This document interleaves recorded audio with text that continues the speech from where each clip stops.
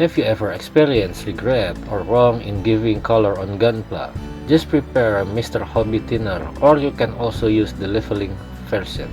I have never tried anything other than this type, so don't take the risk. Prepare the empty container. Pour in the thinner and the part you want to discolor.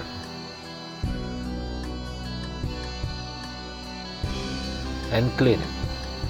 It is faster than dissolving with isopropyl alcohol and is also safe for plastic.